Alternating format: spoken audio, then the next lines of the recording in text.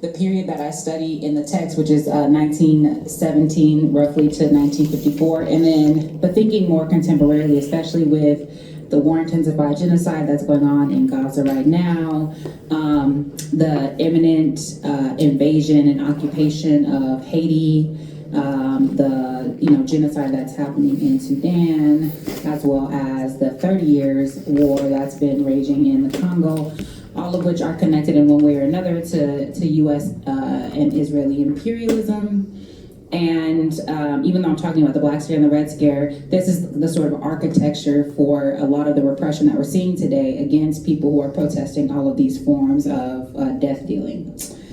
So, on April 18, 2023, 3 members of the African People's Socialist Party, or the APSP, an African internationalist, socialist, anti-imperialist organization founded in 1972 in the tradition of Marcus Garvey, Kwame Nkrumah, and Malcolm X, and its Solidarity Network were indicted by the U.S. government. A federal grand jury in Tampa, Florida, charged what came to be known as the Uhuru Three with working on behalf of the Russian government and in conjunction with the Russian Federal Secret Service to conduct a multi-year foreign malign influence campaign in the United States. They're being accused of recruiting, funding, and being directed by the Russian, a man called Alexander Ionov, who had been indicted under the Foreign Agents Registration Act, and essentially they're being accused of sowing discord and spreading pro-Russian propaganda. And they face up to 15 years in federal prison. This harassment started in July 2022 when the APSP headquarters were raided by the FBI based on alleged ties with Ionov, who again was indicted by the Justice Department under the McCormick Act. Interestingly, this act was passed ostensibly to counter Nazi propaganda, but was far more often used to punish communists. Another interesting fun fact that is relevant to the book is that the McCormick Act is an act under which W.B. Du Bois was indicted as an agent of a foreign power in 1951 for his work in the Peace Information Center, and specifically for circulating the Ban the Bomb petition. And so, as we can see, this piece of legislation is selectively enforced because all over state university campuses, there have been IDF soldiers coming to speak about what's happening in Israel, obviously promoting pro-Israel propaganda, but this isn't seen as advocating for foreign power, but having relationships with a Russian national for some reason is, right? So the FBI simultaneously raided the home of APSP Chairman Omali Yeshitela and the Uhuru Solidarity Center in St. Louis, Missouri, as well as the Uhuru House in St. Petersburg, Florida. And they were searching for evidence that Ionov had provided financial support funneled from the Russian Federation to the APSP to develop relationships that would allow him to evade registration under the McCormick Act. The APSP was thus suspected of facilitating and participating in the spread of Ionov's, quote, foreign and malign influence campaign against the United States, end quote, including causing dissension and spreading secessionist ideologies. As if drawing from the playbook of the early Cold War era, the U.S. government cited as evidence of the APSP's perfidy, right, that they had been circulating a petition to the United States charging it with genocide. And this was accused of being under Ionov's direction. Now, what's ironic about this is that the We Charge Genocide petition was initially filed by the Civil Rights Congress, a U.S. organization, in 1951, and many subsequent petitions have been filed by Black people. For example, Malcolm X was planning to take the United States on the charge of genocide before the United Nations before he was assassinated. But of course, the idea is that Black people must be under some foreign or malign influence if we protest like our conditions of oppression and exploitation. So returning to the APSP, most recently on January 26, 2024, a federal judge rejected the Uhuru Three's motion to dismiss the case on the grounds that it violated their First Amendment right to free speech. Now, some journalists have expressed surprise at the FBI's focus on what they think is a fringe or bit player on the American political scene. Others have connected the attack on APSP to the counterintelligence program, or COINTELPRO, operations that decimated Black liberation movements in the 1960s and 1970s.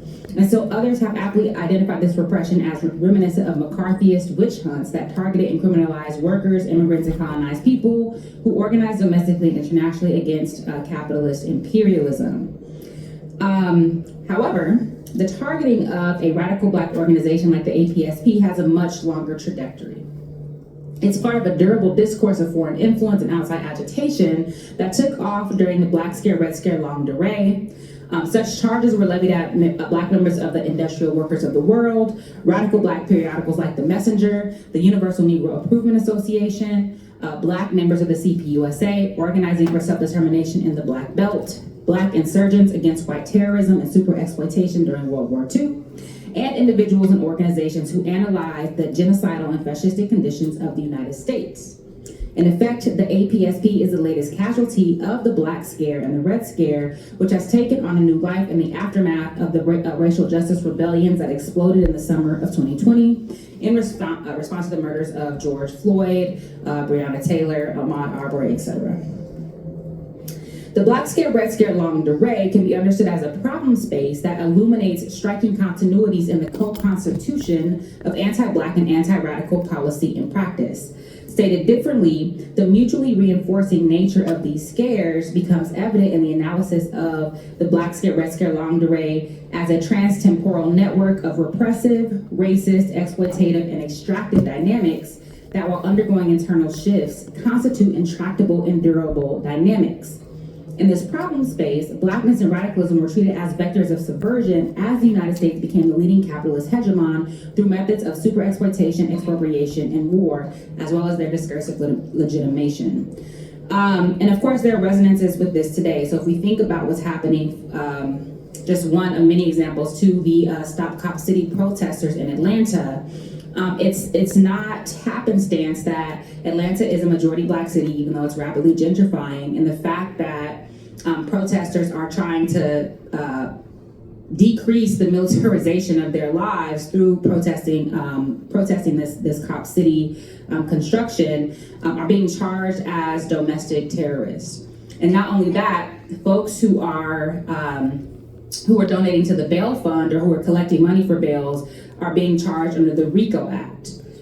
Now, this is really important because it is my contention that the Smith Act trials, which are the trials against the Communist Party starting in 1948, really create the conditions for RICO, which is a racketeering influence and corrupt organizations, because the main charge in those cases are conspiracy, and if you charge one member of that group, this then gets extrapolated to the group as a whole. And what's particularly sinister about this as well is that RICO is usually used against organized crime.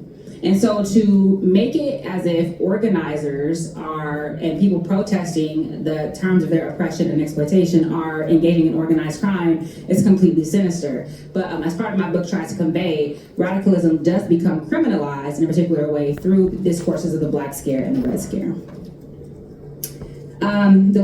This Longue Durée describes the joint and recursive unfolding of the Black Scare and the Red Scare, starting in the midst of World War I and continuing through the early Cold War. So on the front end, we have events like the U.S. entrance into World War I, the Bolshevik Revolution, and the deadly East St. Louis riot of 1917. And then on the back end, we have the formal end of McCarthyism, the passage of the Draconian Communist Control Act, and the Brown v. Board of Education ruling in 1954. So these are the bookends, but these are guideposts, not hard edges, that trace a longer trajectory that, while multidimensional in its ebbs and flows, has been a persistent feature of U.S. society. So now for some definitions. The Black Scare is a historically and contextually situated debasement, distortion, criminalization, and subjection of Blackness, rooted in fear-mongering about Black social equality, political domination, and economic parity on the one hand, and the displacement, devalorization, and devaluation of whiteness on the other hand. So this is a double move. The Black Scare is about a fear of Black rule and then a fear of white subjection or white demotion, basically. The Red Scare is operationalized as the criminalization and condemnation of anti-capitalist ideas, politics, and/or practices through discourses of radical takeover, infiltration, and disruption of the American way of life in order to maintain a society dominated by a capitalist elite and organized along race and class lines. And then part of what I argue in the book is that these things are mutually reinforcing. So the communist as somebody who doesn't belong to the United States or somebody who's threatening to the United States is made legible, for example, through the critique of their interracialism or through their advocacy of racial equality. And then Black people are considered part of the sort of subjection and targeting of Black people is through this idea that they have a susceptibility to radicalism, and that any struggle that we have for even basic rights is a form of radicalism that basically is subversive to the United States. And so this is how Black and red become sutured together in the policy and practice of the state. The Black scare derived from the lateness and the abolition of slavery in the United States, and was a means of maintaining the badge of slavery that legitimated the economic, social, and ideological denigration of Blackness. It follows from the U.S. government's hostility to Black nationalism, irrespective of its ideological orientation, not least because it is one of the most enduring political projects among African descendants. Because Black nationalism sought to empower the Black masses, challenge white authority, establish Black autonomy, and upend Black subordination, it was met with the Black scare to both undermine and discredit these efforts. While Blackness and Black nationalism are not reducible to each other, the potential of Black nationalism to liberate Black people in the United States and connect them to Africans throughout the world animated the threat of Blackness articulated through the Black scare. Now, as I mentioned, it's important that Black nationalism has all different kinds of articulations. You got cultural Black nationalism, you have more conservative, people might argue that the Nation of Islam, for example, is a conservative iteration of Black nationalism. Then you have revolutionary Black nationalism of the early Black Panthers. But irrespective of what the ideological orientation was, all Black nationalism, because it advocates Black self-determination and autonomy, is considered to be a threat. So I'll talk about this a little bit later, but somebody like Marcus Garvey, who was anti-communist, especially after 1921, was nonetheless red-baited. Because of his advocacy of self-determination, and then the Communist Party's Black Belt Nation thesis, which is also about self-determination for Black people, these things can become conflated and be treated as an identical type of threat. So, Black nationalism is always considered threatening, even as it's co-opted in particular ways, like we saw in the 1960s with the co-optation of Black power discourses. The Black scare flattened Blackness to a category of abjection and subjection through narrations of absolute biological or cultural difference, ruling class monopolization of political power, negative and derogatory mass media propaganda, the use of discriminatory legislation to maintain and reinscribe inequality, especially through various modes of segregation, and quotidian interactions in which distrust and antipathy toward Blacks were normalized, as was the threat of mass violence. Further, the Black scare characterized Black agitation, protest, unrest, or dissent as dangerous, antithetical to the interests of the United States, and or spurred by or susceptible to outside agitation. In doing so, it enunciated the U.S. government's concern about national security, the ability to accumulate wealth, social organization along racialized lines of inequality, and the consolidation and maintenance of Wall Street imperialism. And again, we see a lot of resonances, not only to what was happening in 2020, but also the same type of logic being applied to pro-Palestine protesters today. So this idea that in 2020, for example, there was this discourse about these protests being funded by China, Russian influence, as if, again, Black people don't have our own analysis of police brutalization and of the forms of oppression that come from capitalist imperialism. And so this idea of outside agitation is, number one, a way to construct Black people as inherently docile, and who only get active when they're influenced by other people, but also, again, as a threat to national security because they can't be trusted because they're susceptible to these outside influences. Now, what's funny about this is that we know who the outside agitator was during these 2020 uprisings. It was Kyle Rittenhouse, right, who literally came from outside, crossed state lines to murder activists, and yet this idea of outside agitator is never applied to white people. So the Black scare, moreover, was motivated by hysteria about the linking up of the oppressed, the exploited, and the racialized, and how this could foment Black rebellion against global white domination. This perpetual panic legitimated overt anti-Black racial oppression and white supremacist terrorism through Jim Crow, lynching and structural violence, through economic exploitation, through sharecropping, debt peonage, and unequal wages. high unemployment and exclusion from industry, or conversely, onerous and predatory inclusion into it, and the denial of full citizenship. Stated differently, the Black Scare was a means of preserving racial antagonism, hierarchy, and ordering instead of improving the social and material conditions that produced them. The Red Scare was the criminalization and condemnation of anti-capitalist ideas, politics, and or practices through discourses of radical takeover, infiltration, and disruption of capitalist racism in the United States. Just repeating that. Just as Black nationalism was the specter of destabilization behind the Black Scare, the Red Scare was most prominently articulated through the threat of the communist or Bolshevist in the Fellow Traveler.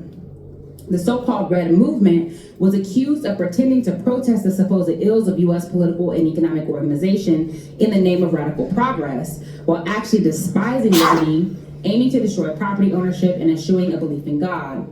It was therefore both anti-democratic and a menace to U.S. democracy, insofar as it advocated the use of force to instill power by the few. Moreover, Bolshevists, syndicalists, Soviets, and industrial saboteurs were considered interchangeable Reds who were prone to criminality and violence, seeking to intimidate or confuse citizens into supporting their cause. As such, the U.S. government was justified in waging unflinching war against these broadly conceived Reds, not only for disturbing order, but also for leading people to radically question and distrust the government. So, this is interesting because communists are not only guilty of being communists, but communists are also guilty of making people sort of question the foundations of the state. And part of what is argued about communists is that they're always lying. They don't actually believe in what they're advocating. They just want to sow dissent. They just want to topple the U.S. government. That they don't actually believe in like collective economics. They don't believe in social equality. They're just saying this to dupe U.S. citizens into believing this thing. So it's meant to discredit the project of socialism and to criminalize those who advocate it.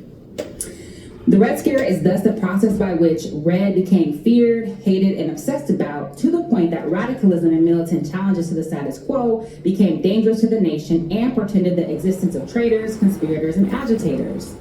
Anti-Red aggression resulted in a series of distortions.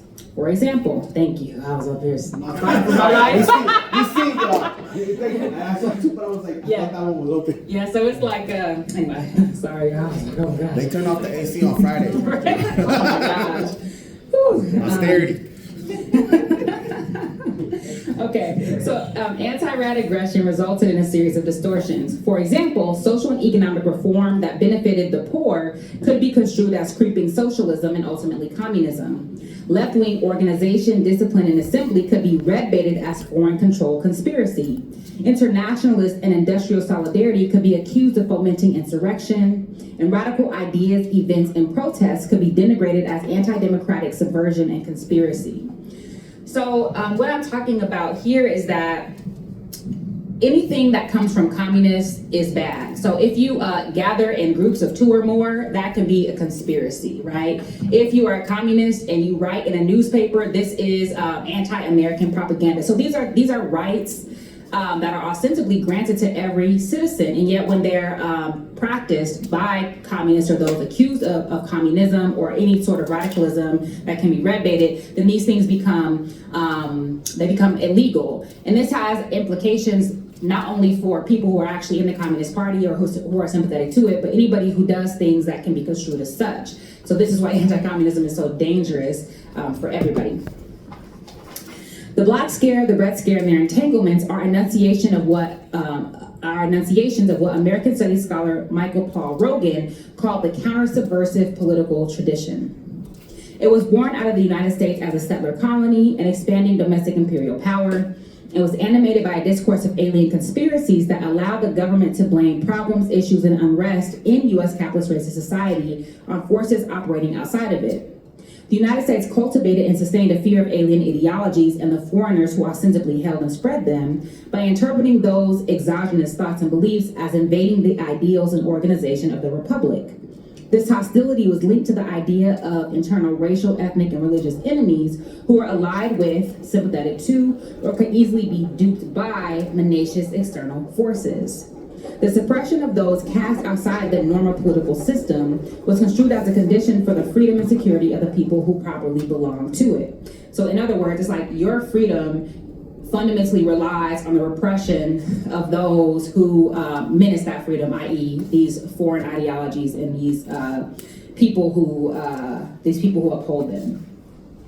Given the settler colonial origins of the United States, the counter-subversive political tradition could be traced back to the original Red Scare against the indigenous population. They were the first to embody disorder, lack of civilization, and alien control. Differences between reds and whites rendered the former culturally unassimilable on the one hand and dangerous on the other hand. Settler colonialism, conquest, and dispossession became legitimate violence against these inhabitants and created the conditions for the invaders' use of force against this so-called alien group. So the indigenous group is the alien group. Go figure. Peaceful coexistence thus became unnecessary and even an impediment to white rule. Sioux American Studies scholar Nick Estes argues that respecting the peaceful existence and political autonomy of indigenous people was a political impossibility of the U.S. settler colonial state, insofar as both the treaties themselves and their disavowal were methods of denying the self-determination and sovereignty of indigenous nations by creating a framework for land cessation and eventual incorporation. The result was the reservation upon which indigenous peoples were confined through ongoing removal. This racial segregation existed alongside protracted and brutal military campaigns following the Civil War, federal expropriation of indigenous lands, and 20 years of indigenous land allotment. And now, of course, so no shade to the comrade, but now, of course, we have land acknowledgement, right? Which is a form of co-optation and incorporation. Whatever. Like, if the indigenous comrades want land acknowledgements, at least so, white folks can acknowledge that they stole some shit, fine. Unless they're coming with a plan to return that land, then it's just performative, right? And I also, we should have, and I appreciate the labor acknowledgement, right? That there are laboring working class people who are brutalized to uphold these institutions. And so, land acknowledgements, I'm always ambivalent about them, especially because it's kind of like, we're here. Sorry about that. Subsequent Red Scares that engulfed the United States, stripping dissidents of their rights, power, and belonging had their roots in the founding and ongoing anti-indigenous Red Scare. As Joanne Barker explains, quote, the red man and communism and socialism were made indistinct from one another in state discourses of terrorism. Further, as indigenous groups addressed the principles of communal landholdings or community-based governments, associations between the indigenous and the communists became normalized, end quote. Indigenous people were targeted as the original communists, outright collaborators, or the unwitting dupes of infiltrators welcoming communists into their communities. Moreover, insofar as the life and history of Afro-American and Indian peoples are closely interwoven in their contribution to the development of America, the plantation and the reservation are twin institutions of social control and containment. As such, the original Red Scare, like its subsequent iterations, was inseparable from the Black Scare. Fear of indigenous populations was displaced onto other enemies from within. Blackness, labor relations, and radical dissent became the major loci of political suppression. While I theorize the Black Scare, Red Scare longue durée from the historical conjuncture spanning World War I and the Cold War, the articulation of the Black Scare and the Red Scare exceeds that problem space. So it both preceded that, and it also continues on in various forms today. This is especially true regarding the movement for Black Lives, which took off in 2014 in the context of neoliberalism. All right. This is a relatively uncritical rendering of the movement for Black Lives. As we know, there's a lot of critique that can be levied at this movement, and that must be. Editors aren't always fond of that, so I'm happy to talk about all of those critiques that we should be levying. But what's important about this, what I'm going to say is that it doesn't matter how liberal or neoliberal or co-opted the movement became at some point. They're still targeted, right? They're still targeted. They've been called terrorists, right? They are still, the right wing comes for Black Lives Matter all the time.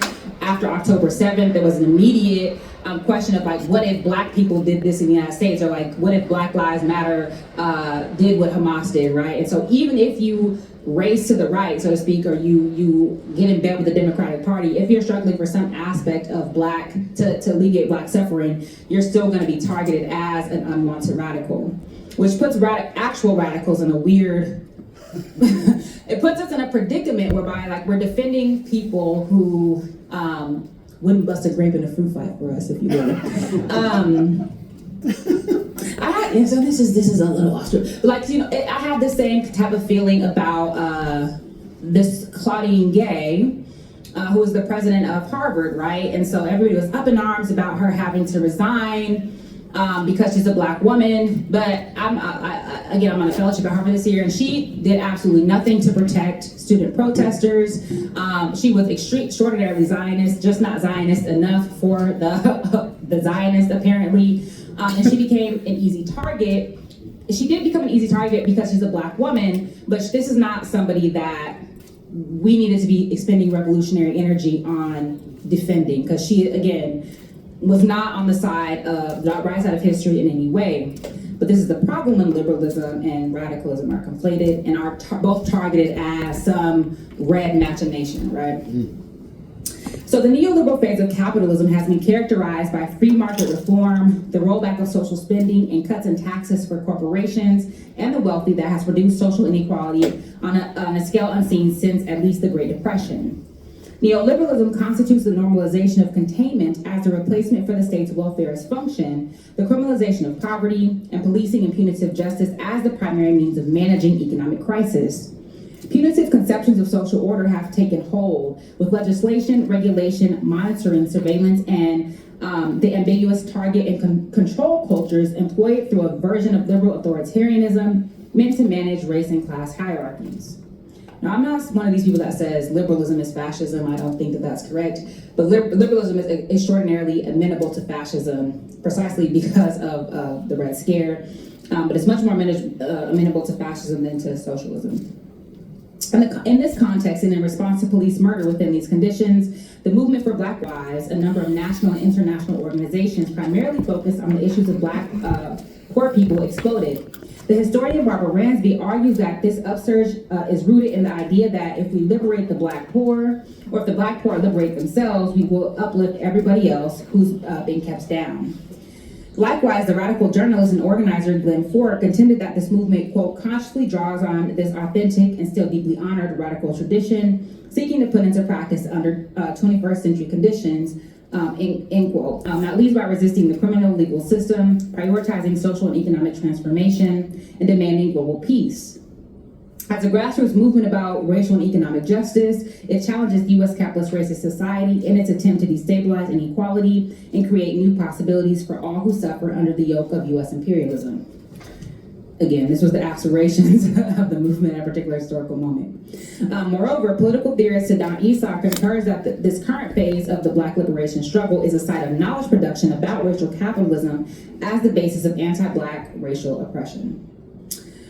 Against earlier government responses to Black militancy during the Black Scare, Red Scare, Longue Durée, the police responded to these Black uprisings by repressing and punishing the beleaguered but incensed population that defied its authority. This treatment of these protesters was not unlike that of the Black Wobbly Benjamin Harris Fletcher, the industrial workers of the world leadership more broadly, when the Espionage Act of 1917 and the Sedition Act of 1918 provided the legislative underpinnings for the punishment of radicalism and Black agitation. So in the book, I talk about this. This was like the first big sort of anti-radical case under the Espionage Act, the industrial workers of the world. The leadership was basically indicted under these acts, and ultimately many of them were imprisoned. It didn't shut down the organization, but it severely hampered the industrial workers of the world, which was targeted for many reasons, but one of which is because they were anti-war, but also because they were an interracial organization. And so that was sort of a precursor to the larger Smith Act trials that happened a few decades later. An important FBI document that emerged as the movement for Black Lives gained momentum was titled "Black Identity Extremists Likely Motivated to Target Police Officers." Issued on August 3rd, 2018 by the Counterterrorism Division, this intelligence assessment found that Black perceptions of police brutality were a catalyst for premeditated retaliatory deadly violence against law enforcement and will continue to be a justification for these assaults. These findings were based on 6 incidents of Black confrontation with the police. This purported onslaught of ideologically driven deadly force, this FBI assessment claimed, emanated from the police murder of Michael Brown in August 2014 and the subsequent failure of the grand jury to indict Darren Wilson. This assessment continued the construal of Black militancy as subversive and Black self-defense and self-assertion as un-American, while ignoring the context of white terrorism and state repression that provoked Black and radical fightback.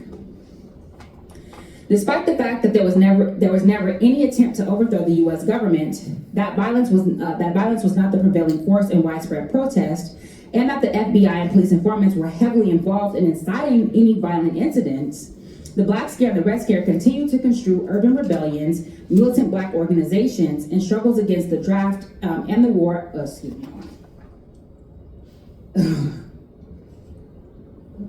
Oh, sorry, I skipped a part. So,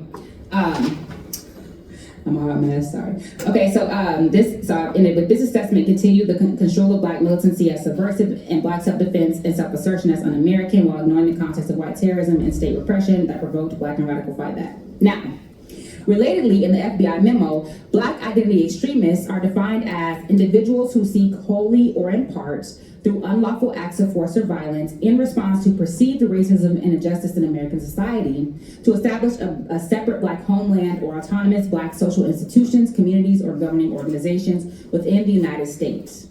This emphasis on a separate Black homeland and Black autonomy as encompassing threats to the U.S. government drew on similar language used throughout the 1920s to, for example, deport Marcus Garvey and to demonize the CPUSA's Black Belt Nation thesis. The insistence, moreover, that ideology, as opposed to alleged acts of police abuse, motivated BIE action was reminiscent of claims during the Black Scare, Red Scare longue durée of susceptibility to un-American, foreign, and or outside ideologies like communism, socialism, and Black nationalism, and were therefore actually or potentially subversive.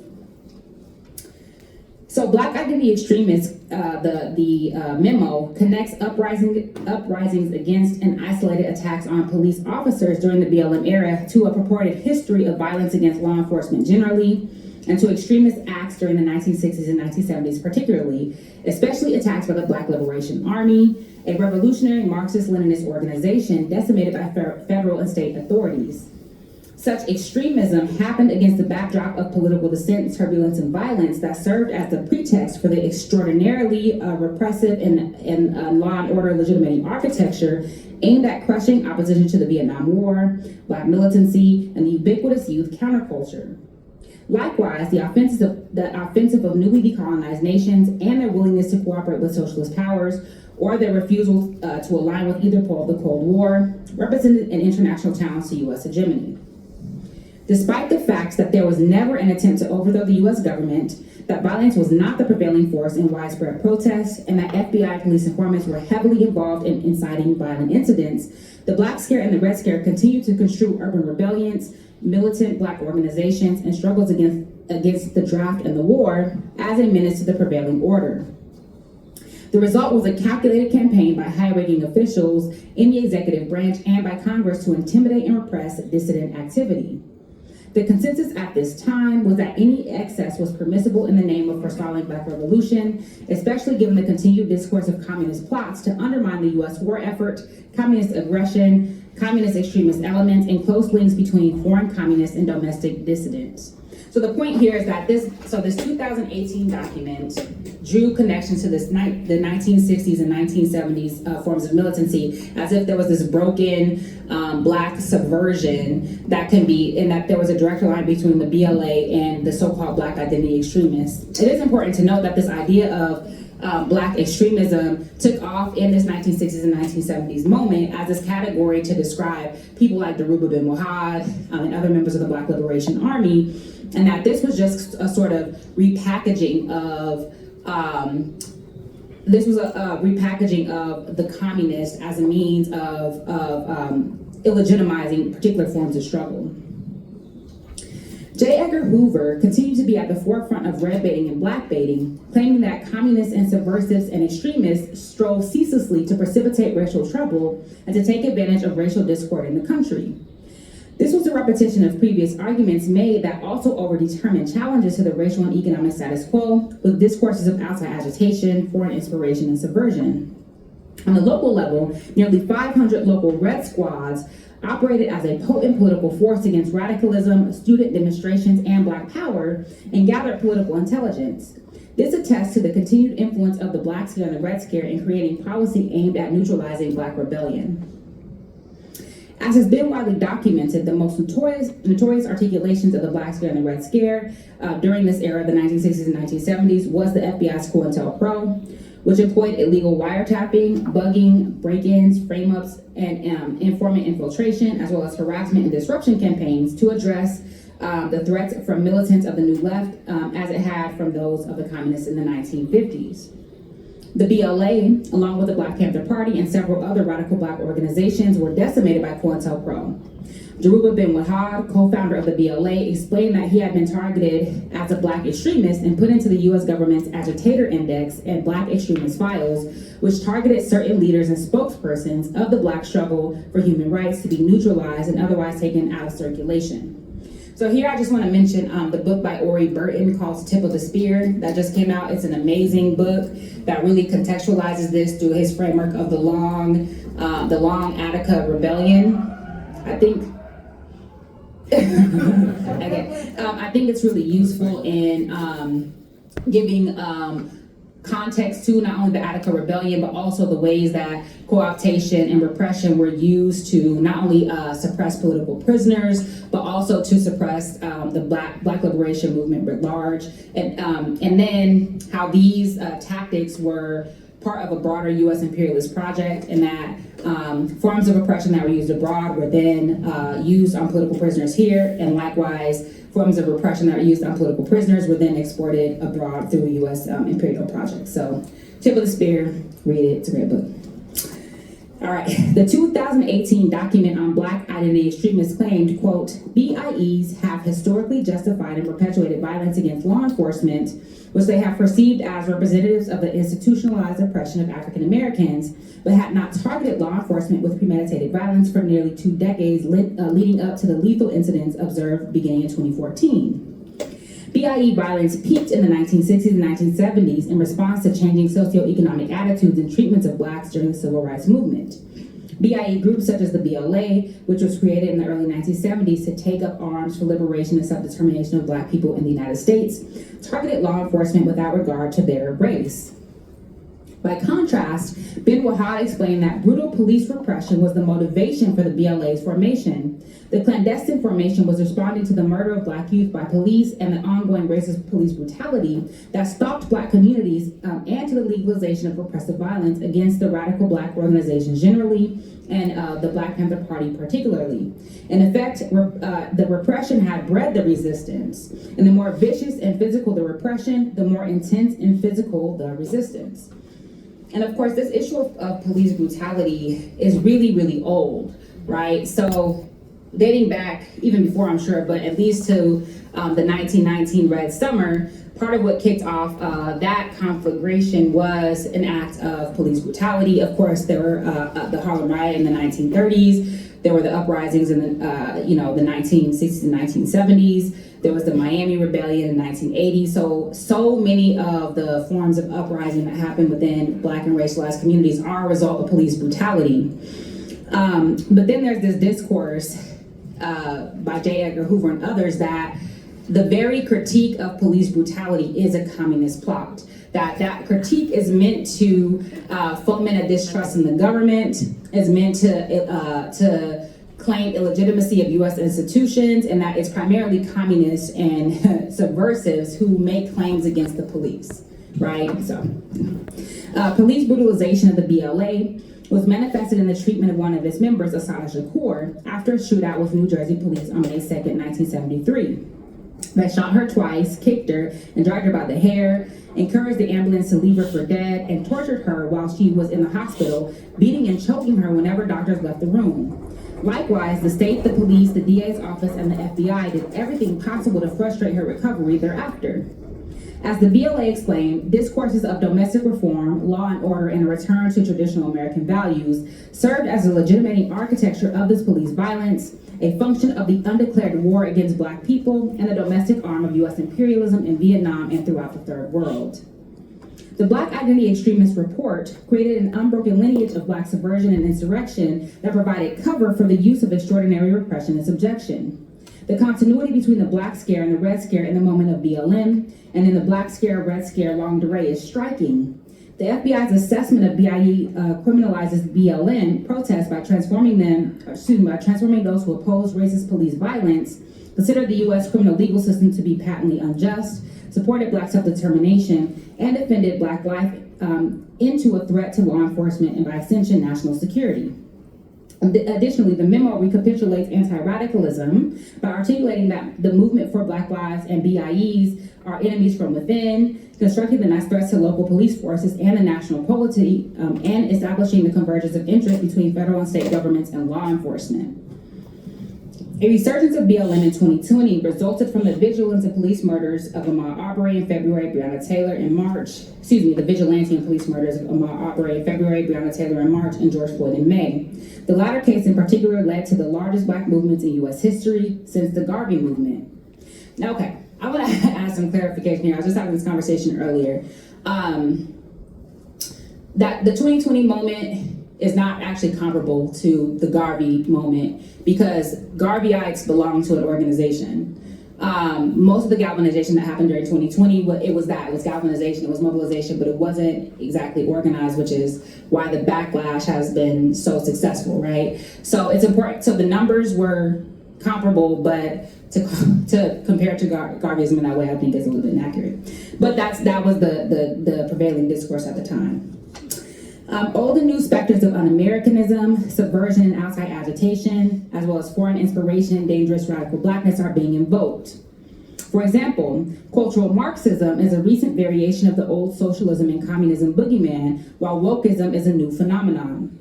Wokeism is a shorthand for anything and everything considered to challenge true Americanism, not least identity politics, critical race theory, calls to defund or abolish the police, and so-called cancel culture. And now, most recently, we're seeing like this attack on DEI.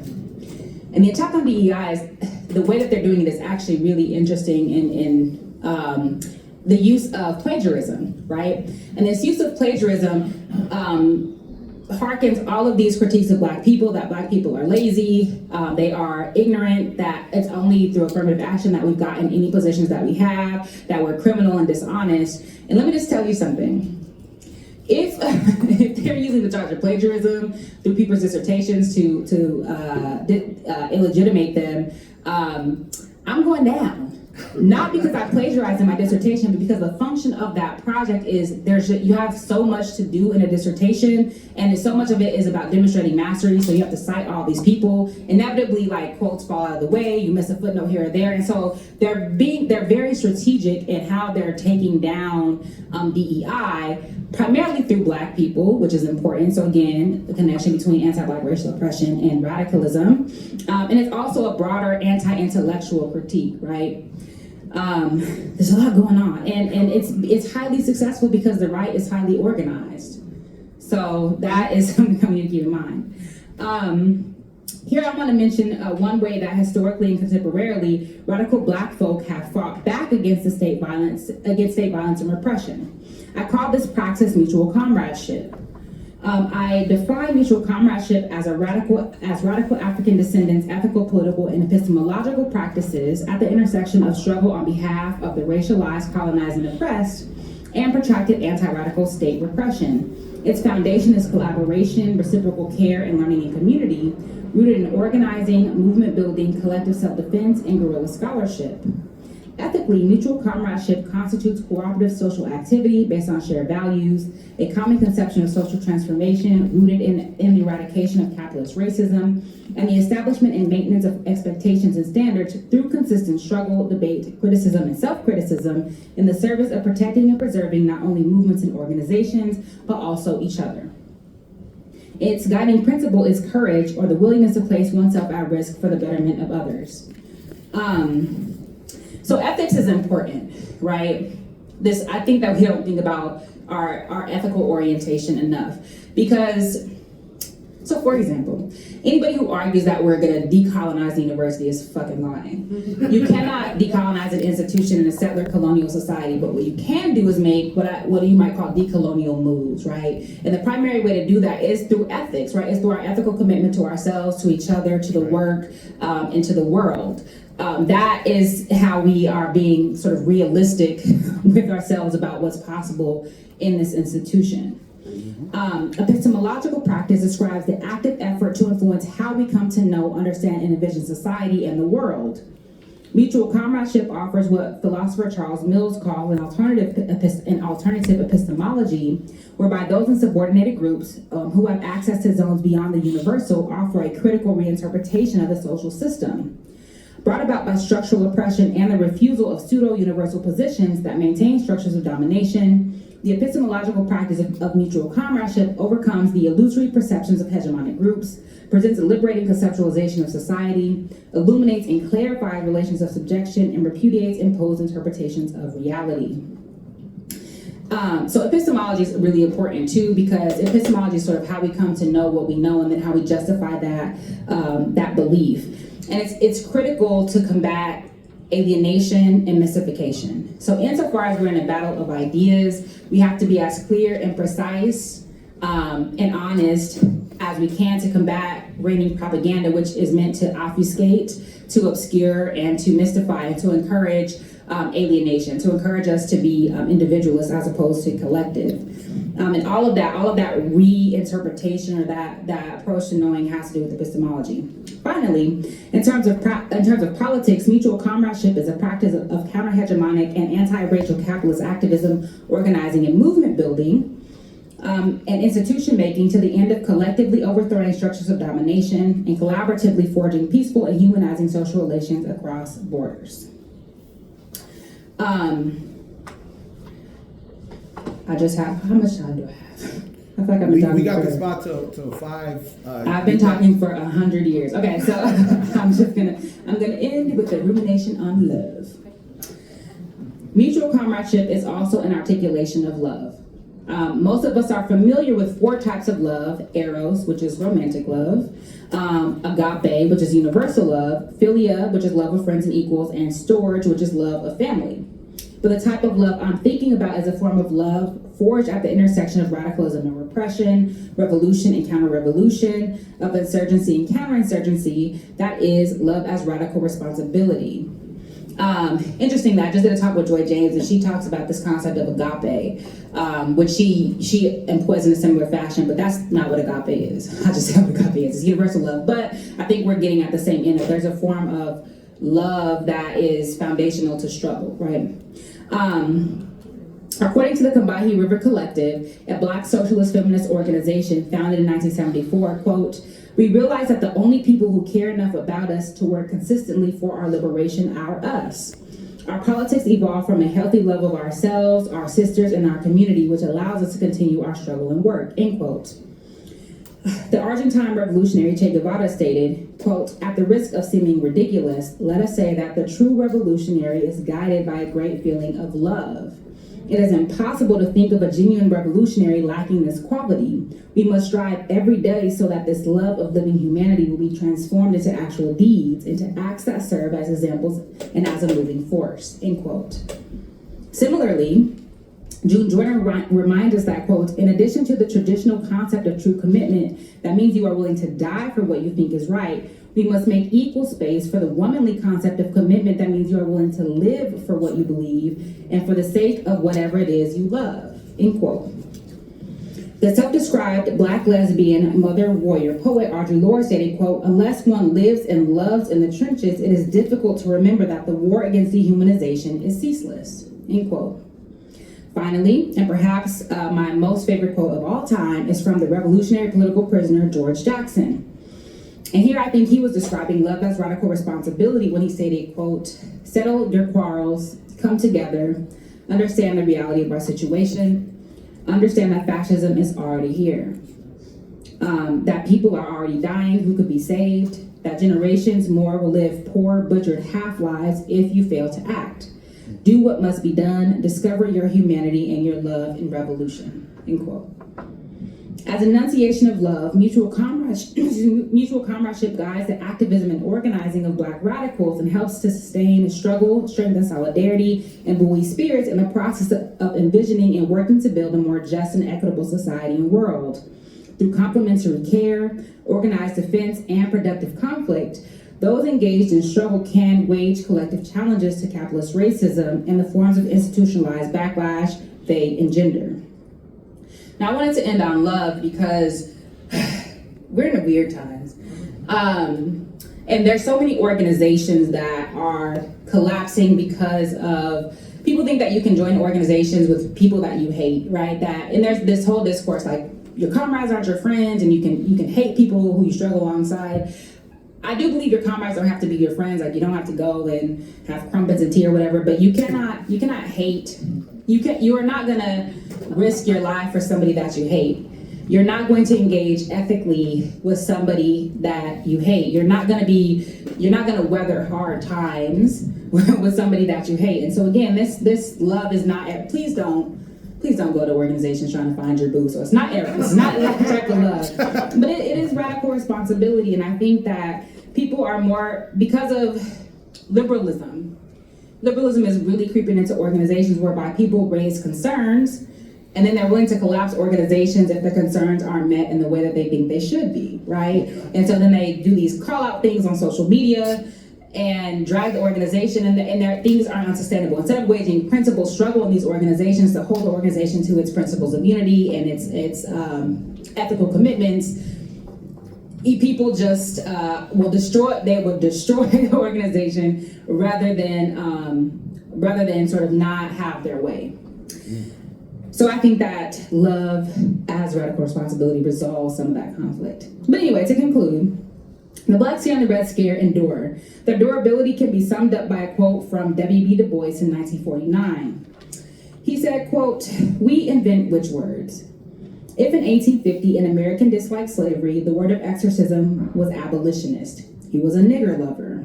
He believed in free love and murder of kind slave masters. He ought to be lynched and mobbed. Today, the word is communist. If anybody questions the power of wealth, wants to build more Tennessee Valley authorities, advocates civil rights for Negroes, he is a communist, a revolutionist, a scoundrel, and is liable to lose his job or land in jail," end quote. Permutations of the Black Scare and the Red Scares continue to encourage the invention of witch words, as Du Bois put it, from Black identity extremists to terrorists to critical race theory to wokeism. They also occupy and reintroduce old enemies to the state like Marxist, communist, and nigger. The Black Scare and the Red Scare still undergird the transformation of radical organizers, activists, and scholars into boogeymen to rationalize racial, economic, police, military, and ideological violence, with the APSP being one of its latest victims. At the same time, love as radical responsibility, as mutual comradeship, was and is invaluable to how we organize against these repressive realities then and now. This praxis requires that we persist and continue by joining organizations and waging principled struggle within them. By finding ways to build power in our communities while maintaining supportive relationships with one another, by understanding that the struggle for a better world is our responsibility to ourselves and to each other. As the saying goes, we can burn it all down while keeping each other warm. Thank you.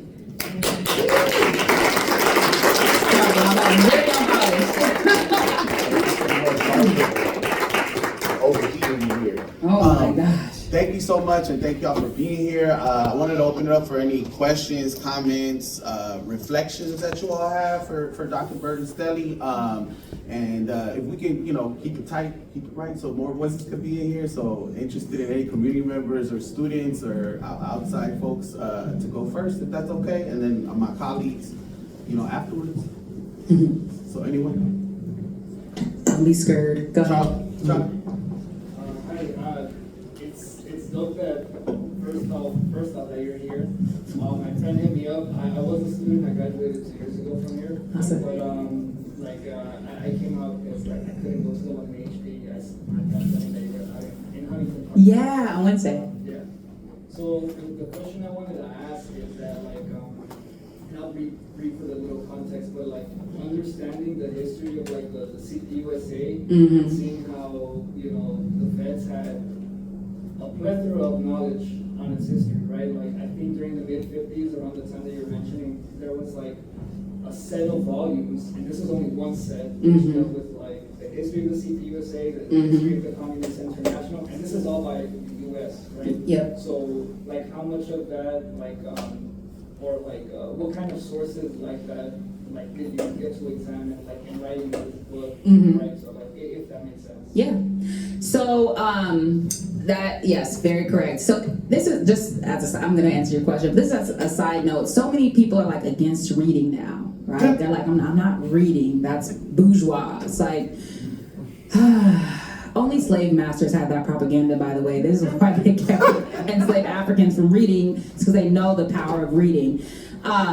We have to read because the state, they're reading your shit and theirs, right? They're producing knowledge or misinformation, if you will. So we have to read and be knowledgeable. But I use a lot of pamphlets. So one of the sources I drew on was these pamphlets from like the Communist Party from like the 19-teens onward, and like party notes. And so these pamphlets are actually really interesting because they served a few functions. One was to like make complex concepts plain for just ordinary working people, and another one was for fundraisers. So they would sell these like pamphlets, so which were like proceedings from court cases or breaking down like Marxist-Leninist theory, etc. So I used a lot of those.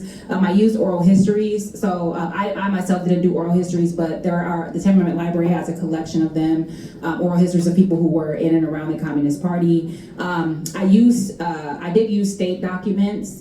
So one that figures really prominently is called the Lusk Committee Report, Revolutionary Radicalism in the United States. But again, Ori in his book, he talks about reading state sources disloyally. So you're reading them against themselves, right? You're doing them, you're using them for the opposite effect if they were intended. You're like demystifying what's actually being said, etc. So I didn't read any, and then because some of this research emanates from my dissertation, I spent a lot of time parsing out counter-revolutionary renderings of like the Communist Party and the Communist International. So Wilson Record, for example, was kind of like one of the main people who was writing about the Communist Party that turned out to be like, right? So I read a lot of people like George Padmore, Harry Haywood, so people that I trusted, and Claude Lightfoot. So these, I don't know, maybe in time they'll come out as being, who knows? But for now, it's like all we can do is, we can't let the government make us distrust the point that we're ignorant. So yeah, those are some of the sources I used. Anyone else? Other comments? Thank you. Thank you so much. Thank you. I was voting down trying to finish the book before I came here, but as you said, I finished Shakespeare, and putting these two together at the same time, I understand why things are going where they are with how the state's coming down and repressing folks. Any commentary about the level of state repression that's coming down? I see it happening in Israel with police beating up those protesters, the small protesters that are going against the war there. I see it all over the country. Is that it's going to get worse before it gets better? I don't know what you're thinking about that. Yeah, well, so it's not happenstance, for example, that like every state in the U.S. now has a cop city either extant or under construction, except I think Montana. Like there's like one random state that doesn't have it. But that's precisely because as conditions continue to deteriorate relatively rapidly, like the welfare function of the state has been wholly discredited. They have no intention of eradicating any of these material conditions that often create that push people toward either radicalism, like socialism, or extremism, right? Fascism. I think that fascism is going to be the reality in this country because of just the ubiquity of white supremacy and the popularity of somebody like Donald Trump. Now, this phenomenon is not reducible to Donald Trump because things like the Tea Party preceded him, etc. And what the quote unquote founding fathers. I mean, I have a daddy; they're not my fathers, but like the founding fathers. This is a right-wing country, so I think that fascism is going to be the order. And I think that places like what's happening in Haiti, for example, so the imminent invasion of Haiti, the occupation of Haiti that is being pushed for, even by leftists like Lula, like AMLO. Like, these people are behind the invasion of Haiti. And places like Haiti and places like Gaza are laboratories for what's going to happen to other racialized and colonized populations. Well, okay, how do we not sound apocalyptic? So, it's bad, but I do think that there are many more people coming to consciousness, and this is why it's incumbent upon the left to do better. Somebody said, like, the left in the U.S. is basically a glorified, like, study group, which I think is fair. As you look at us, right? But I think that it's incumbent upon us to provide a desirable alternative to fascism. And by the way, it's not just white people who are fascists. Fascism is also like an ethic and orientation. So for people who are coming to consciousness in this moment, right, and not have this holier than thou attitude that can permeate the left, whereby it's like, oh, you're just now. It doesn't matter. Even if, you have a particular analysis yesterday, like, it still matters. And so I think that more and more people are like, this is bad. Like, what should I do? And are looking for organizational homes, or at least some way to try to, like, stop the bleeding, if you will. So I think that that's a promising development. I think there is an increasing understanding of internationalism and the importance of internationalism and international connection, not least through people paying more attention to places like Palestine and Sudan. Less so Haiti. I wish more people pay attention to Haiti. Everybody wants to talk about the Haitian Revolution. Nobody wants to talk about the core group and the U.S. and the UN recolonizing or neo-colonizing Haiti.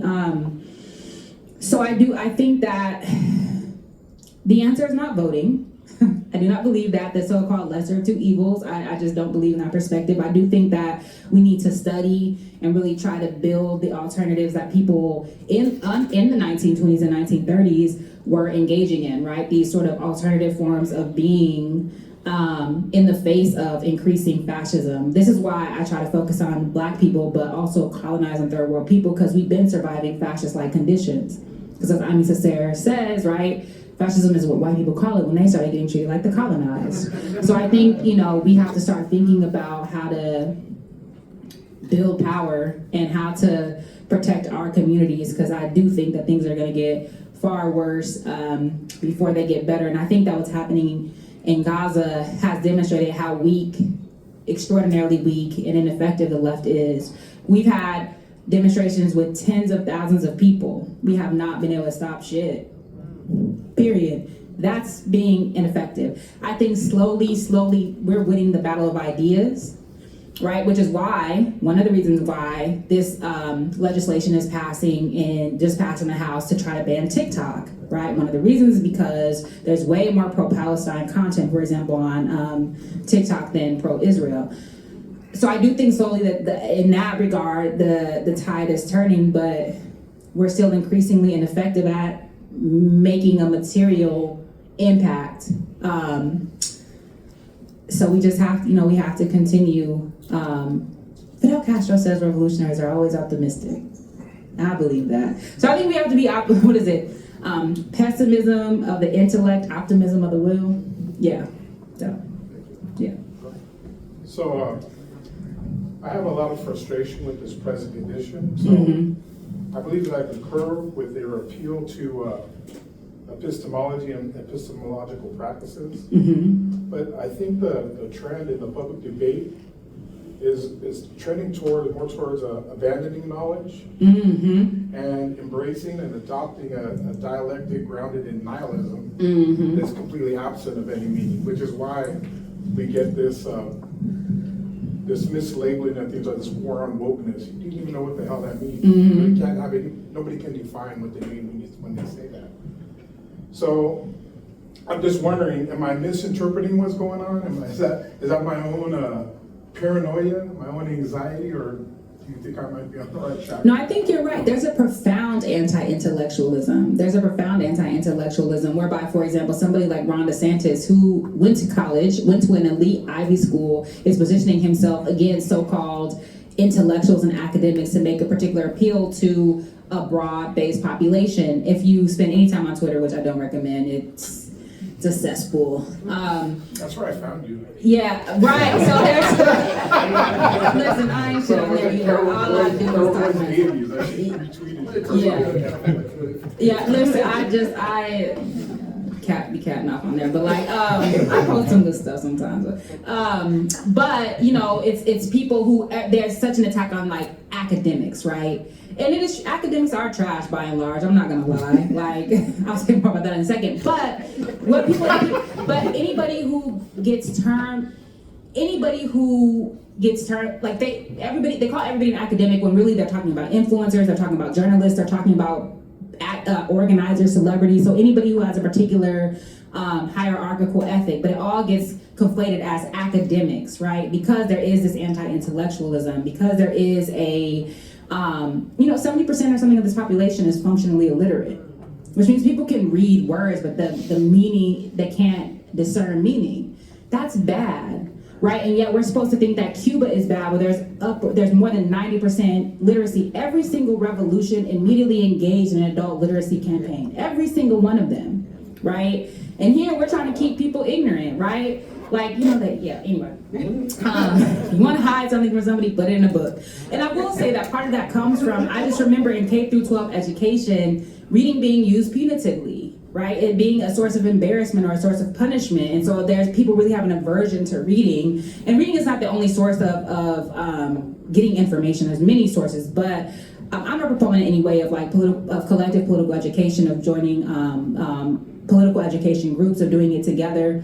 Something that I always mention is from Robin Kelly's Hammer and Hoe, where he talked about like sharecroppers were illiterate or semi-literate, and what happened was comrades who could read out loud at meetings for 15 minutes per meeting, right? And that they had the responsibility to teach other comrades how to read. Like, that is our responsibility, and we abdicate that, right? Because we don't think about that as revolutionary. We think revolutionary is putting on our fucking beret and doing, I don't know what people do, but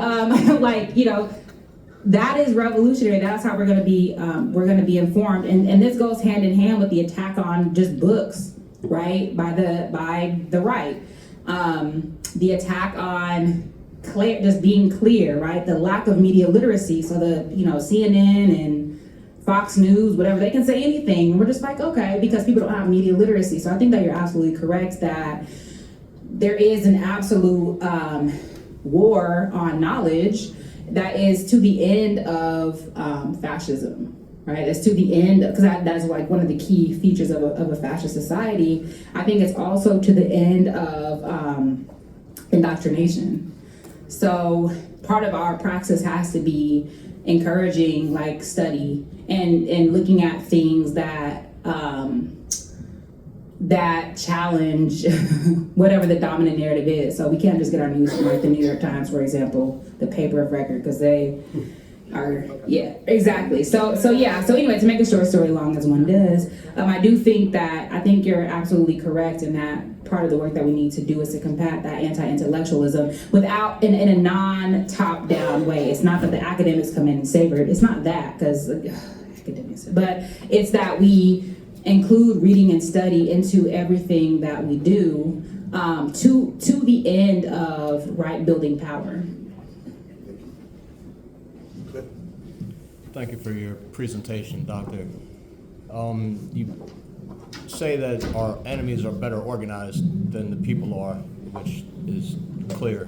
And you've gone through a lot of examples in history of different formations and the attacks that they came under. And none of these organizations, for all their influence or their impact or their accomplishments, ultimately were successful in developing mass level of organization to the point that they were able to actually win. And you observe that the police brutality protests over the last 8-10 years did not succeed in institutionalizing themselves into providing any type of permanent structure to focus, and the energy is dissipated. Mm-hmm.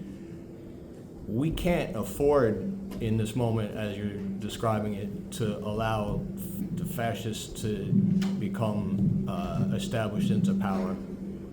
I represent construction workers in my union, and you know, they don't get up at 3 o'clock in the morning because they have ethics and love.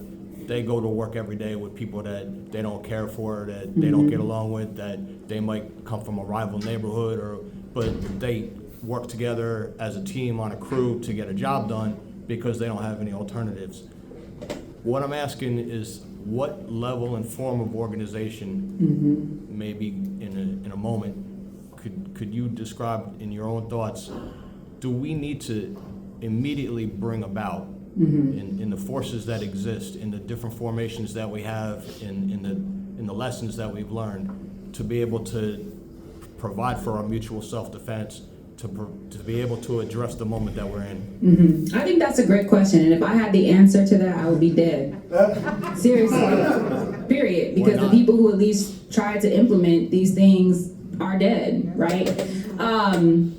I think it's a great question, but I will say, I think the fact that we don't care about the people we are in the most proximity to, or that we have the most contact with day to day, is a problem. I think that's why we reduce ourselves to just bare life. And again, this is not like we have to go and be friends, but it's like, if I just, in my perspective, right, the more I cared about like comrades, the more I wanted to do to sustain our well-being so that we can just struggle, better. It's like, I feel like when I was in my most academic form, right, my super Saiyan academic form, I just didn't care about anybody else. It was hyper individualistic. It was about publishing. It was about doing things with my own interests at the center, and that I think changed when I joined an organization. But anyway, to answer your question, I do think that we need to have a form of organization that has actual mutual aid, so not this donating to GoFundMe's. I don't know how that became mutual aid, but I don't know what the mutual is in that. But actual mutual aid,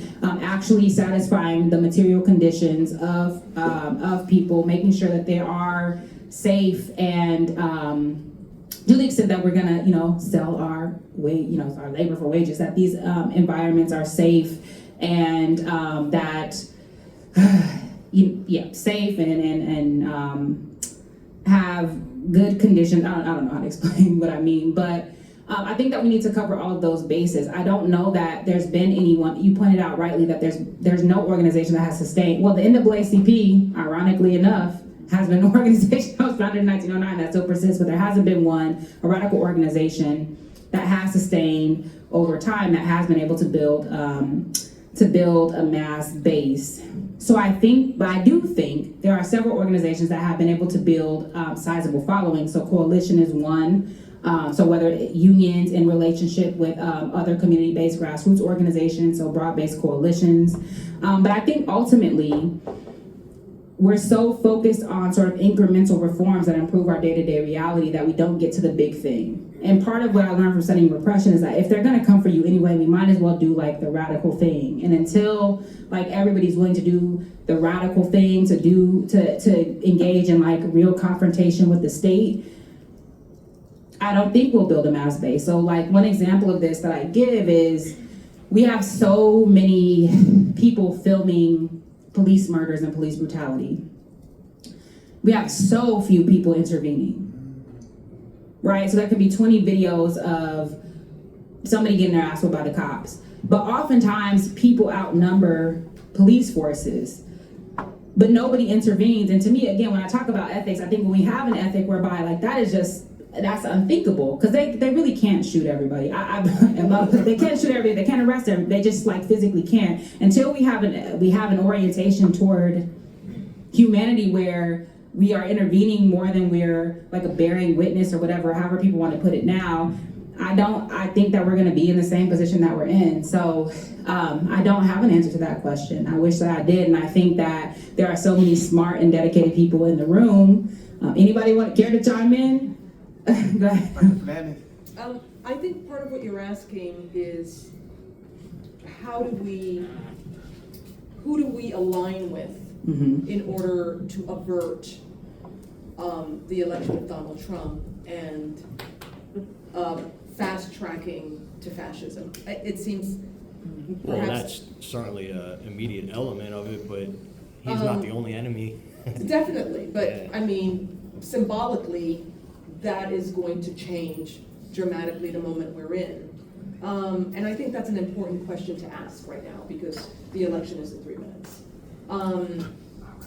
I think that we always talk about engaging in the most radical or militant action, when in fact the most radical and militant action isn't necessarily objectively going to change the moment we're in. And I think that what the left rarely talks about is how do we leverage power in the 21st century capitalist society. That involves radical militant action, but that also involves radically thinking about where power lies today in American society, in the world. So I just wanted to throw that in. Yeah. See, to me, I just will say, I think that power lies in being able to at least in the short term, being able to satisfy our material conditions, because just basic things, right? Like not food deserts, right? Because our communities are sanctioned, not unlike Cuba is sanctioned. Our communities are sanctioned. There's not food, there's not safety, there's not these things, and so I do think that power. Being able to control how we live or die, and if we live or die, in my perspective, is an aspect of power. I don't know that if Biden wins, I think will be I think that January 6th was a dress rehearsal, and I think that if Biden wins, the people who protested then have 4 more years to organize and have 4 more years to arm themselves. So institutionally, Donald Trump might be a bigger threat. I don't know about that. Especially because so many of the policies that people protested when Donald Trump was doing them are not necessarily are being protested now, like the militarization of the border. So I just have with Biden, who is like more dust than man or whatever, like doing so much of implementing so many of these policies. I don't know. I don't know that. I'm not convinced of the lesser of two evils thing. It doesn't resonate, especially with when we see like Gaza being blown to bits by a Democrat. It just doesn't resonate with me, so I'm not certain. We have a couple of more additions to that. I'm gonna go with the student or community member first, and then Mo. Yeah, on that point, and you gave the example of like people just recording when like someone's being killed by the police. I think it's like and to address like your point, I think it's a matter of like having broad coalitions, having above ground work, and when it comes to like actually intervening, like now we're talking about like underground work with like connections to like above ground work, to establish these like larger coalitions with people doing like building like community at their workplace, what have you. But when it comes to confrontations with dealing with like the state or dealing with like fascist elements, because they're not going to respect the law, or the law is going to be on their side. Now we're talking about like underground work with like connections to like above ground like elements and things like that of that nature. Thank you. Mo? So thank you for the talk. It's fantastic. I was just wondering about your point about academics being trash, which is a point that I have great sympathy with. So I wanted you just to elaborate a little bit about why you think they're trash, and if there are maybe suggestions that you have for how we could change to be better, more effective as part of the movement. Yeah. So I think academic. I shouldn't say that. I think academics. But I think that academics are performing their function, which is class reproduction, and also that academia is like the intellectual arm of the state. I fundamentally believe that.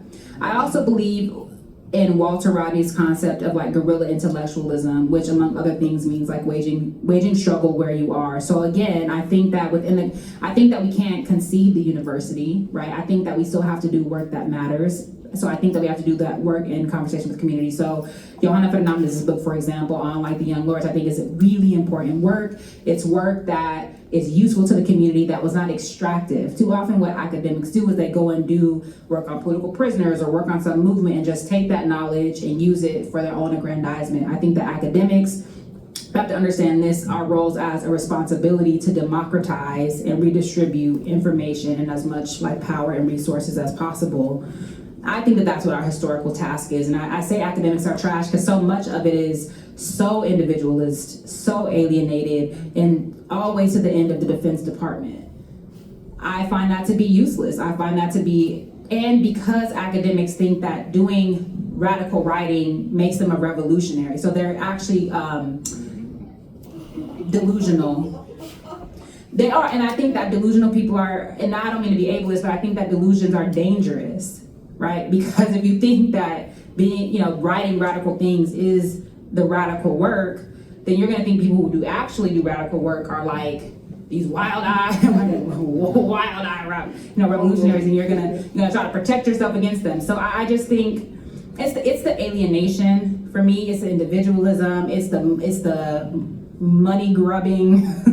it's the cruelty or aloofness towards students, right? And so what can we do? So they say that every student is like a potential comrade. I think taking that seriously. Again, I think that democratizing as much knowledge as we can, writing books, pamphlets, booklets, whatever we can that are in conversation with like movement, with organizations, like working to preserve that history. I think that those are just things that we can do and just understand, like, and ask the question, like, who are you responsible to? Like, who are you accountable to? Are you accountable to the tenure committee, or are you accountable to like communities? That's the best, I think that's the best we can do. I have one there and then I'll get to that. Anyone else got any other comment or question? I just want to ask her to sign that book. That's about it. Absolutely. Because we were supposed to end at 4:30. I want to be respectful of her. She's been having a long Oh week. no, I'm good. If you got the room till 5, I'm we happy got to. to 5, yeah, but we'll take 4 more comments. Oh, 5 more. 6. Oh shit. Okay.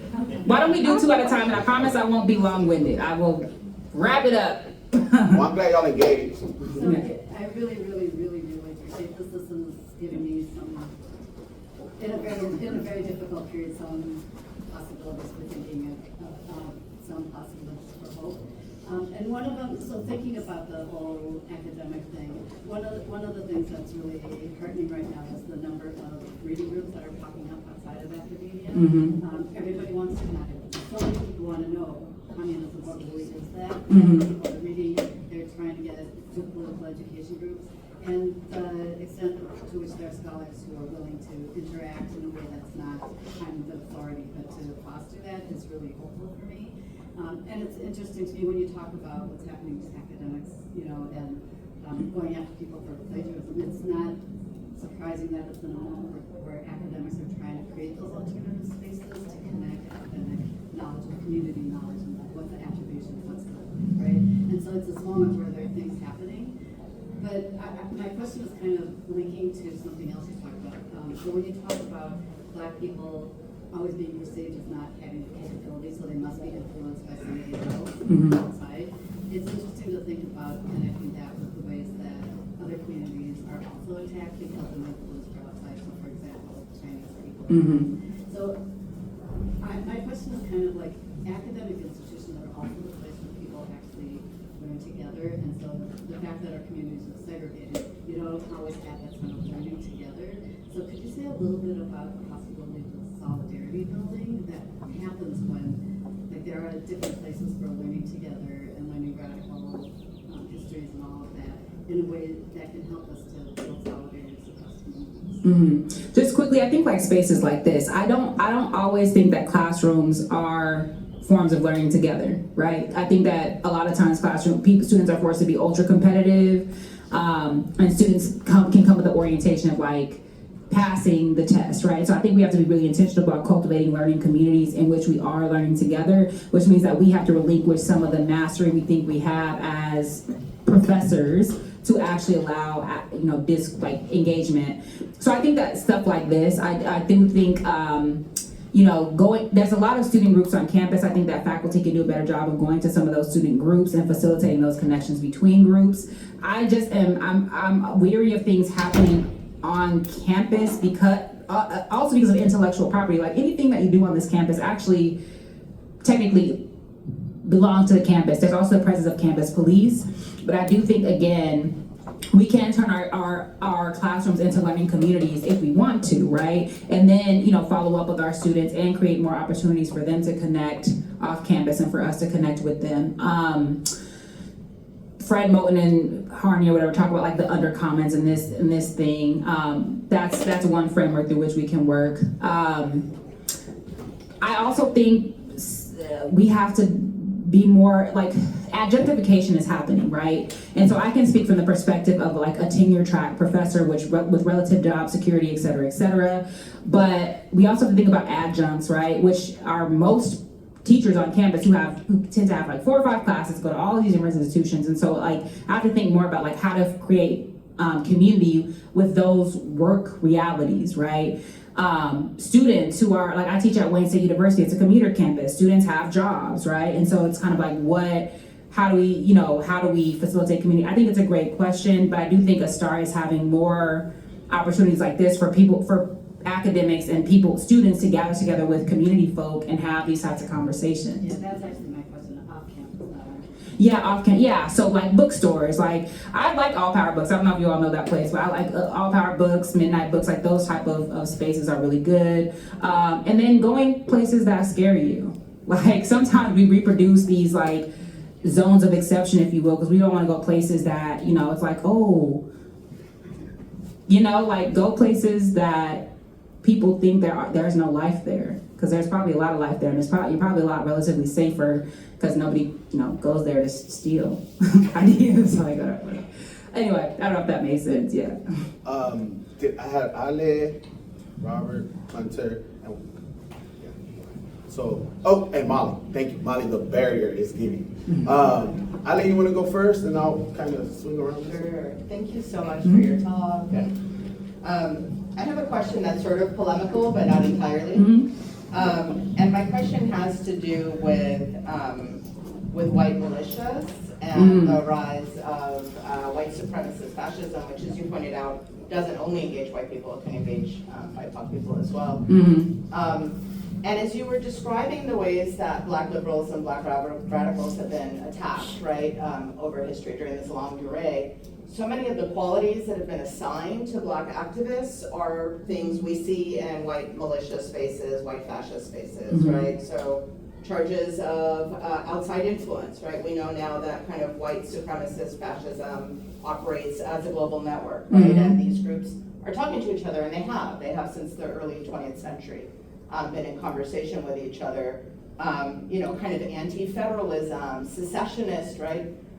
We don't see the same construction of these organizations as a threat to national security, national stability. I mean, we know that the FBI is monitoring them, but we don't see the same kind of public discourse. Or, what do you think is going on there? Because I don't think that the racial capitalist state sees its interest allied with these groups. And so what do you make of the different tactics for managing them? I think that if you scratch a liberal, you get a fascist. But what I think is, I think that the U.S. wants to believe its own mythology, its own linear progress narrative, that as we move through time, we're getting less racist. And if you actually confront the ubiquity of white supremacy and white nationalism, that fundamentally upends that. So I think it's a willful ignorance. I think that the people who are in these positions of power to investigate, these are their cousins. These are their neighbors. These are their friends who are in the military and the police, who make up these militias often, or people who patrol the border. And I think history and jurisprudence, not least, these various articulations of liberty, are on their side. So that's what I think is happening. But so let me just ask you a quick, do you think that they fundamentally believe that these groups are not going to overthrow the federal government, and that's why they can sort of tolerate them through these lines of relation that you just described? I think they don't believe that.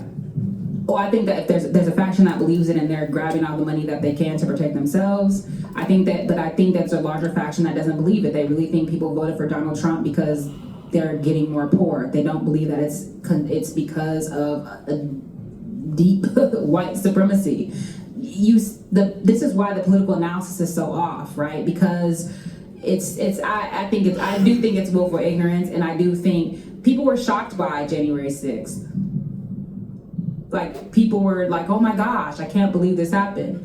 And that's a very particular response, which is different than I'm ashamed or I'm something else, but I can't believe this happened is, to me, attests to like a willful ignorance, which is like you're not reading the room at all, right? I'm not in the FBI, so I don't know. But it's also like, if you see this buildup and you're doing nothing, either you don't believe it, Or you do. or you're just like, well, better than the communists. So, either way. leading it. Yeah. Oh, yeah. Thank you so much. I love your work and your talk. Thank you. And saw you last May in DC with Alex, and Oh, yeah. amazing talk. My question maybe on the hope is a discipline kind of note. I loved what you said about principled comradeship, and I know you've got a lot of historical examples of that, and also the love is radical responsibility. And I'm just wondering, like, in your organization, like, how do you see that working, and how do you see that working across the left? You know, we've got communists and anarchists and socialists and people with different, nuanced politics. Like, how do you see that working so that we can build that broad, unified left and disagree, love each other through the disagreement? Well, I think my organization, Black Alliance for Peace, it's actually it's an alliance. So it's made up of various organizations, and so these organizations have enough in common that we can come together for events, to build out like a common conception of what our principles of unity are. And so it is.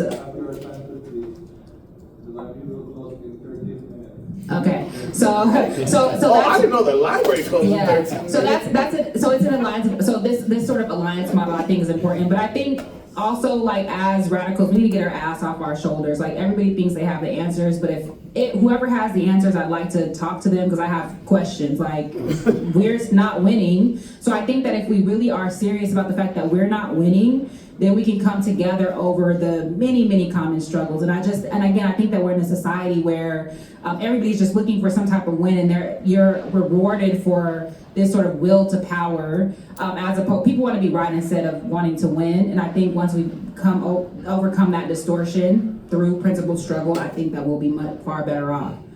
Of course, that's a goalpost. I don't know that that's a strategy. I'm gonna take the last three together, Please. if that's okay, so we can close it up. I didn't realize they were gonna kick us out at 5. Well, we got 12 minutes. Let them come. This is our time to practice. Yeah, so on the left failing, so I work in tech, and there's a lot of like libertarian-minded people in tech, and I can kind of, there's like an overlap of like, yeah, let's build decentralized technology, but then there's like a, I'm not right, I'm on the left, so it's hard to work like in tech. But then on the flip side, when I was involved with organizing in leftist groups, it's like we're always on like Instagram, and like we're using literally the tools that libertarians have built to like try to organize our movements, and we can get censored, we don't control the algorithms. Like, that's like a huge, like the communication network is like owned by the capitalists. And at the same time, I feel like when I talk about tech, like there's a lot of people on the left that are like turned off, or like, oh, crypto bro, or whatever. And it's like, I don't know how to like communicate to the left that we need to build our own tools if we're gonna like organize better. No, I think that's right. I think capital is a big problem. Yeah, oh yeah, sorry, 3, yeah. Go ahead. It's all right. You've been trying to avoid me the whole time. No, I can chop it up with her afterwards. No, go, if she wants. please, ask your question. Maybe an answer to the gentleman's question in asking my question. I'm struck by your talk and your book, and what you didn't include. Resistance didn't start in the 1920s, and the, feigning foreign influence certainly is something that came from the anarchist movement in the late 19th and early 20th century. where anarchists, not just in this country but around the world, carried out a campaign of assassinating oligarchs. You know, the King Umberto of Italy, the Tsar of Russia, the President of France, President William McKinley was assassinated by an anarchist, lumpen proletariat, and the anarchist movement was essentially crushed in the wake of these things with the Palmer raids and never recovered, right? And so, but in your view, black nationalism, loosely defined, and Marxism are the greatest threats to the state, but these black nationalism and Marxism have become hegemonic, particularly in the academy. You know, Marx is one of the holy trinity of sociology. Black nationalism and racial and cultural nationalism in general has been enshrined in ethnic studies. We have a College of Ethnic Studies here on campus. You know, these things that you say are the greatest threat to the United States are actually doing quite well, and yourself is a good example of that. You know, you're doing a fellowship at Harvard University. So why are American oligarchs allowing Marxism to be taught in universities around this country? Why are ethnic studies and identity politics and cultural racial nationalism being funded with hundreds of $millions? And I bring it back to what you mentioned, the folks in Florida that got charged for the black identity extremist nonsense, which those people were harmless, really. And let's think about, first of all, who hasn't been charged, who's been accused. Black Lives Matter has been accused of black identity extremism, but nothing has been done to the principles of Black Lives Matter. And then let's go back and think about who were the first people in the contemporary period who were charged with black identity extremism. Were the leader of the Huey Newton Gun Club and the leader of the Not Fucking Around Coalition, who basically exist in order to arm black people for self-defense, right? And ultimately to carry out the type of armed revolution and resistance that anarchists were engaged in the late 19th and early 20th century. So how do you square the success of Marxism, cultural nationalism, identity politics in the academy and in society more generally with the absolute, obliteration of any attempt to resist that through violent means? That's a good question. Oh, actually I have two questions. One of them was, what time are you going to be at the bookstore? 7. And then I was interested in hearing about like your journey, how you said about that you were wanting to push out a book or something, and then you were just thinking about yourself, and then you joined an organization, and that made you change your mind. So I was just curious as to what it was or like what happened. I don't know if it's too personal to answer. No. So let me start with the anarchism question. So part of what I argue is that it's not really till 1917 that the Bolsheviks / communists become overdetermined, like the Red Scare. I actually have a part where I talk about syndicalism, right, and the IWW and anarchism being sort of threats, right? But they all become conflated through the specter of the Bolsheviks at a particular historical moment, which is where I start. You got to start somewhere, right? That's why, because I really can start with the Alien Sedition Act of 1798 if I wanted to. I could start in the 1850s with particular types of populist movements that have the same Black Scare, Red Scare logic, but I just start there. But I think, to your point, also, to a certain extent, capital funds its own opposition, and so just the very act of co-optation and incorporation is an act of mollification, right? And so just because people are studying these things doesn't mean that these are the same types of people who are rotting under the jail for actually putting those theories into practice. So I would not say that the ruling class has accommodated itself at all to what Marxism, to the practice of Marxism-Leninism or the practice of Black liberation. These are people who study it, right, and have very little commitment to actually implementing like what the struggle is. Like, Fred Hampton says, like, theory without practice ain't shit.